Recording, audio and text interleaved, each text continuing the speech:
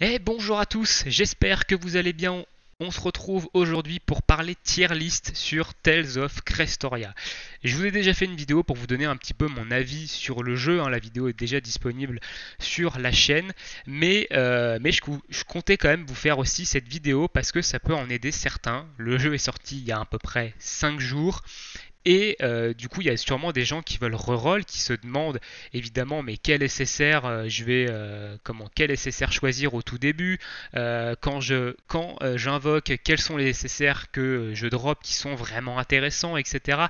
Et bah aujourd'hui, on va répondre à ça. Alors, je vais vous donner évidemment le pourquoi du comment certains persos sont si hauts ou certains persos sont si bas. Donc, je ne vais pas vous décrire tous les personnages, hein. Évidemment, il y a quand même pas mal de persos. Il y a une vingtaine de SSR, je crois, mais je vais vous dire évidemment pourquoi eux, ils sont tout en haut. On va parler surtout du tiers SS, S et A. Le tiers B et C, on n'en parlera quasiment pas pour éviter que la vidéo dure 100 ans. Donc voilà, on va commencer évidemment par le tiers SS. Et le tiers SS, il y a deux personnages. Il y a Léon et Velvet.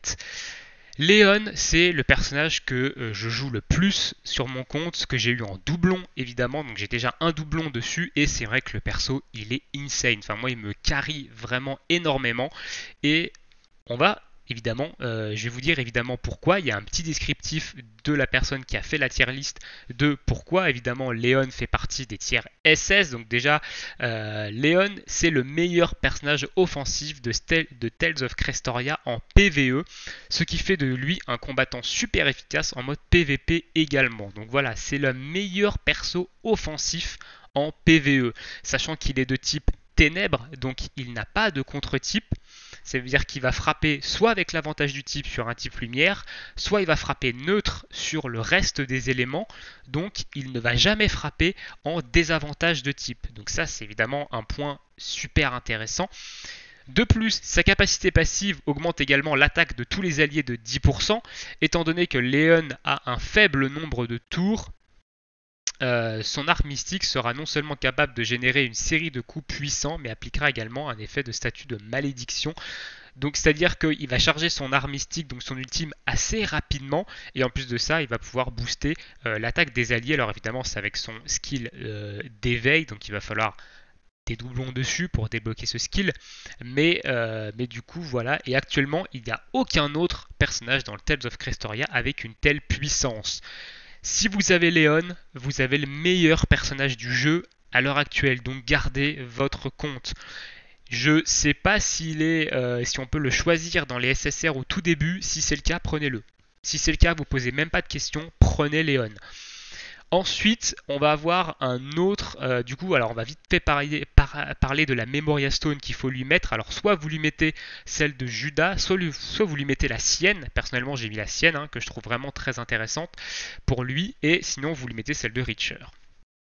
Ensuite, on va avoir Velvet en deuxième personnage SS. Du coup, pourquoi Velvet est du coup le deuxième personnage SS? Donc Velvet est le seul autre personnage de Tales of Crestoria dont le niveau de puissance peut être comparé à celui de Léon. Voilà, donc vous avez ici un autre personnage qui est aussi puissant que Léon. Euh, Oula, il y a mon micro qui lâche.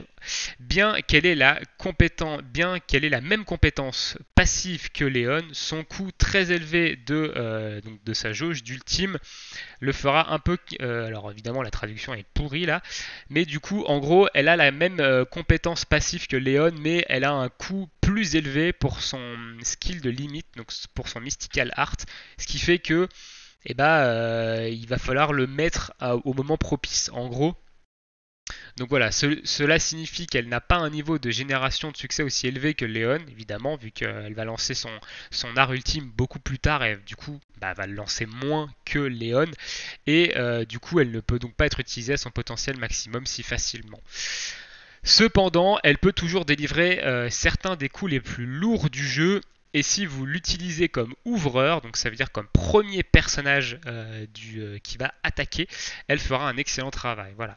Donc au niveau de ses Memoria Stones, la meilleure Memoria Stone à lui mettre à Velvet, c'est la sienne. tout simplement. Il n'y a pas d'autres, il nous dit qu'il n'y a pas d'autres Memoria Stone qui sont meilleurs que la sienne pour lui. Donc voilà un peu pourquoi ces deux personnages sont en tête de tier list. Donc soit vous prenez Velvet parce que vous préférez le skin de Velvet à Léon, soit vous prenez Léon, et je vous conseille fortement Léon qui est vraiment insane. Donc comme je vous dis, moi je l'ai, et enfin, le perso il me carry de ouf. Donc prenez Léon. Ensuite, on va passer au tiers suivant, donc le tiers S. Donc on retrouve Cress du coup dans ce tiers-là. Donc c'est un personnage qui est très équilibré et diversifié, donc ses statistiques ne sont ni trop élevées ni trop basses, mais son principal argument de vente est son ensemble unique d'art. Donc par exemple, son art Danse du Phénix a 30% de chance de brûler la cible, ce qui évidemment ajoute des dégâts globaux au personnage. Ensuite, de plus, sa capacité passive offre à toutes les unités de type épée 3% de chance de réinitialiser leur nombre de tours, donc de réinitialiser les cooldowns de leurs compétences, ce qui évidemment aide à générer plus de coups par tour.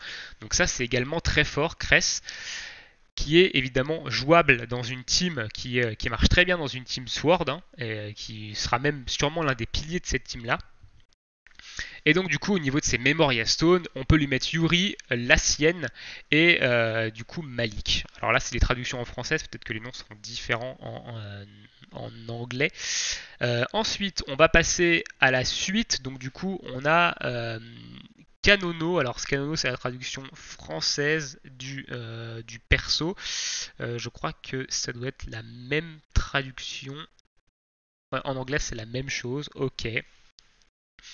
Donc du coup, Kanono, pourquoi elle fait partie de ce tiers-là? Évidemment, elle combine des dégâts élevés et un faible nombre de tours, donc des attaques avec des faibles cooldowns, ce qui évidemment rend cette unité comme l'une des meilleures unités offensives du jeu, en dessous de Léon évidemment. Et elle a également une unité de type Longsword, ce qui signifie qu'elle peut être bien associée avec Kanata. Donc elle a évidemment une synergie avec les Longsword, et du coup Kanata qui est le héros principal, donc qui est aussi en version SSR mais qui est dans rang B malheureusement lui, et bah du coup ils peuvent être associés tous les deux.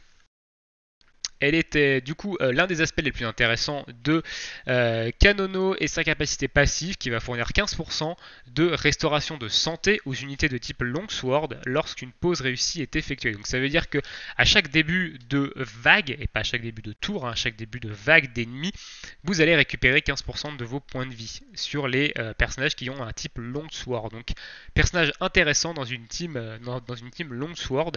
Vous pouvez lui mettre évidemment les Memoria Stone, donc la sienne ou celle de Veig.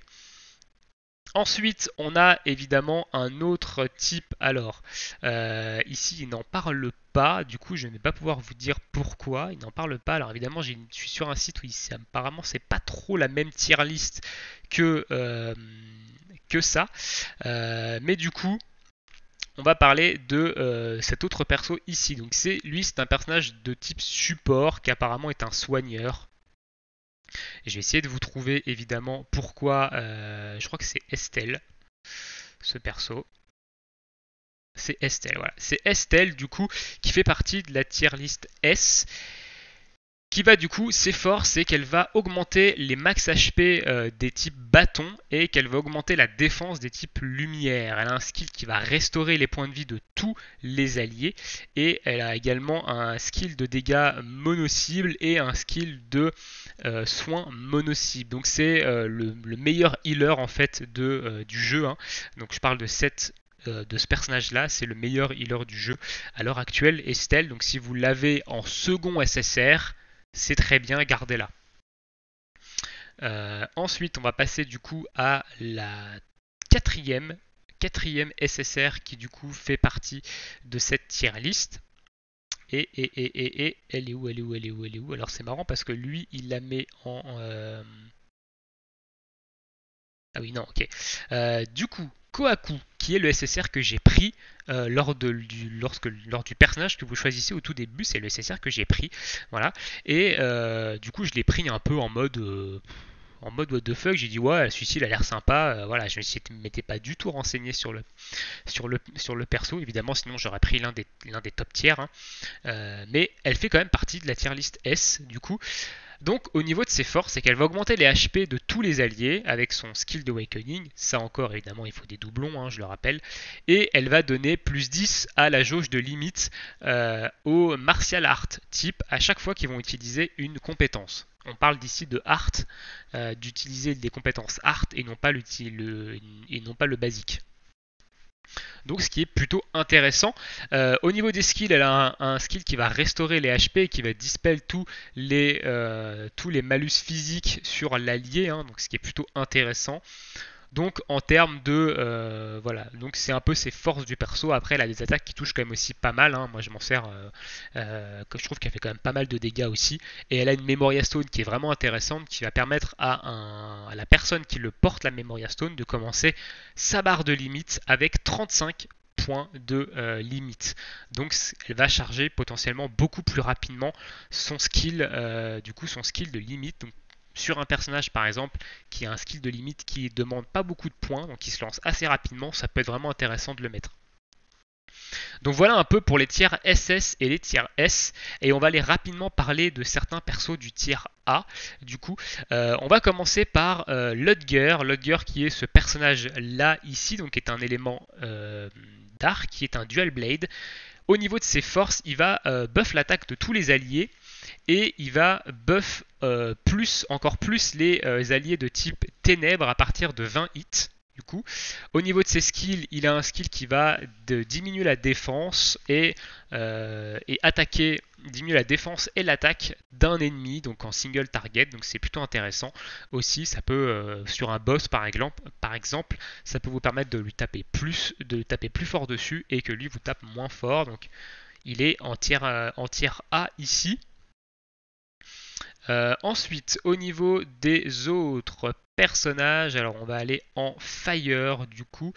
On va avoir Stan, du coup, Stan qui est ce personnage là, qui est un type Sword Fire, qui va avoir comme force de buff l'attaque de tous les alliés et de reset les tours pour les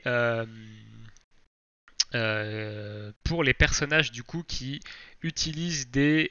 Donc pour les personnages de type Fire qui vont utiliser des arts de type Feu, donc des capacités de type Feu, il va avoir là, du coup la chance de... donner une chance de pouvoir reset les cooldowns. Ça c'est pareil, il parle dans la force surtout, il parle surtout du skill éveillé. Et malheureusement le skill éveillé, il faut des doublons sur le personnage.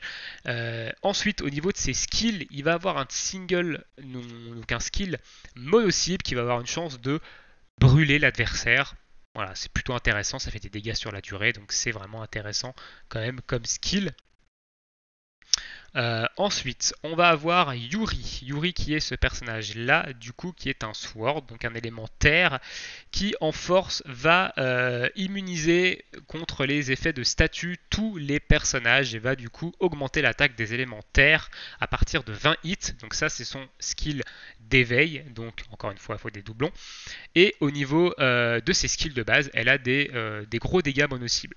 Voilà pourquoi elle est en type A. On va retrouver ensuite Luke, qui est ce personnage-là, qui est un sword de type feu.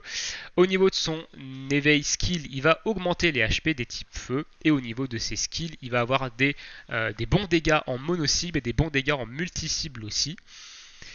Ensuite, on va retrouver notre ami Soré. Donc Soré qui est ce perso-là. Donc c'est un SSR de l'élément vent et de type sword qui en capacité du coup d'éveil, donc en passif d'éveil, va augmenter la défense de tous les éléments vent et il va avoir évidemment de bons dégâts en single target et il va avoir des chances de caster Wildfire Burn sur un ennemi. Donc ça veut dire c'est un burn en fait, donc c'est un dégât sur la durée. Donc voilà pourquoi il est à peu près intéressant, donc en A. Alors après la tier list évidemment elle va surtout se baser sur les skills d'éveil, hein, la plupart du temps, et évidemment sur les puissances des persos aussi, mais la plupart du temps il y a aussi le skill d'éveil qui va rentrer en compte. malheureusement le skill d'éveil, bah, il faut des doublons dessus quoi. Pour l'avoir, il faut 5 doublons en plus du perso, donc ça fait quand même beaucoup. Ensuite on va parler de Red qui est ce perso ici. Alors j'espère que vous voyez ma souris, je pense que oui, mais on sait jamais. Qui est du coup un personnage de type Sword de l'élément feu. Il y a beaucoup de personnages de type Sword dans le tier A. On a 1, 2, 3, 4, 5, 6. On a 6 personnages de type Sword et un type Dual Blade du coup. Donc c'est fort, c'est qu'il va donner des chances de reset les cooldowns aux éléments feu et il va permettre de soigner les HP des personnages d'éléments feu quand on va faire un break avec succès. Donc ça, c'est évidemment, c'est que dans certains cas, c'est que sur des boss qui ont des barres de break. Si vous arrivez à les break, du coup, eh ben, vous allez regagner des HP sur vos personnages d'éléments feu. Il a de bons dégâts en mono-cible et il a évidemment eu des chances de mettre burn sur ses attaques. On va avoir ensuite dans ce tiers ce que j'ai oublié. Alors j'ai dû oublier Mila, du coup elle, qu'il va falloir que je retrouve. Donc Mila. Où est Mila Mila. Du coup, élément lumière, type sword, du coup, donc type épée. C'est fort, c'est qu'elle va buffer, en fait, elle va augmenter les HP des éléments lumière et au niveau de ses skills, elle a quand même de bons dégâts monotypes et elle va pouvoir affaiblir l'ennemi, elle va pouvoir lui caler un debilitate. Alors, je sais pas vraiment ce que ça fait ce debuff, mais apparemment c'est pas mal. Et il y a une note, donc dans cette, du coup, en termes de PVP, du coup, il y a pas mal de personnages qui sont très bons aussi en mode raid. Voilà. Donc là, on est sur une tier list ici PVP, hein, tout simplement. Et donc Mila est un très bon personnage en PVP. Par exemple, voilà, on va pas parler du tier B, du tier C. Voilà, malheureusement, ce sont des SSR en tier B et C qui pour l'instant sont pas ouf. Peut-être qu'ils seront plus intéressants par la suite, mais en tout cas, basez-vous sur cette tier list, ça, si ça peut vous aider. Léon et Velvet, ce sont de gros personnages, d'excellents personnages. Après le reste, je pense que c'est discutable parce que évidemment leur force, ils vont plutôt juger sur les awakening skills, donc sur les skills d'éveil. Donc honnêtement, le SS, je pense que c'est good. Le S, je pense que ça aussi, c'est potentiellement intéressant aussi. Par contre, le reste, bon, faites un peu avec ce que vous voulez. Mais voilà, si jamais vous avez Léon ou Velvet, ou si vous pouvez prendre l'un des deux lors du personnage au début que vous devez choisir, allez-y, foncez. Hein. Foncez, honnêtement, moi j'ai Léon avec un doublon. Le personnage, il me carry, il déglingue tout. Donc, foncez quoi. Voilà un peu pour cette petite vidéo tier list, un peu pour vous aider si vous voulez reroll, si vous avez droppé des personnages et que vous ne saviez pas trop ce qu'ils valent, etc. Voilà un peu une petite indication au niveau de la puissance des SSR. Évidemment, il y a des SR qui sont intéressants. Hein. Je pense que j'en parlerai quand moi je ferai un peu quelques reviews de perso, si j'en fais évidemment. Mais il y a aussi des SR qui sont intéressants. Mais voilà un peu pour tout ce qui est SSR dans Tales of Crestoria. J'espère que ça vous aura aidé, même si c'était un peu brouillon, je vous avoue. Je suis pas hyper calé sur le jeu, donc j'essaie de faire un peu au mieux en fonction de ce que je trouve sur internet. Mais voilà. Dites-moi si vous avez des avis sur d'autres persos, si vous utilisez un perso qui est dans tier B ou C et que vous trouvez extrêmement fort. Dans ces cas-là, gardez-le. C'est voilà, si vous le trouvez fort, c'est que doit y avoir une erreur quelque part, ou alors peut-être que son potentiel du coup s'affaiblit avec le temps sur le jeu. Bref. Sur ce, je vous souhaite à tous une très bonne journée, une très bonne soirée. N'hésitez pas à me dire évidemment ce que vous pensez de tout ça dans l'espace commentaire, et on se dit à bientôt. Ciao.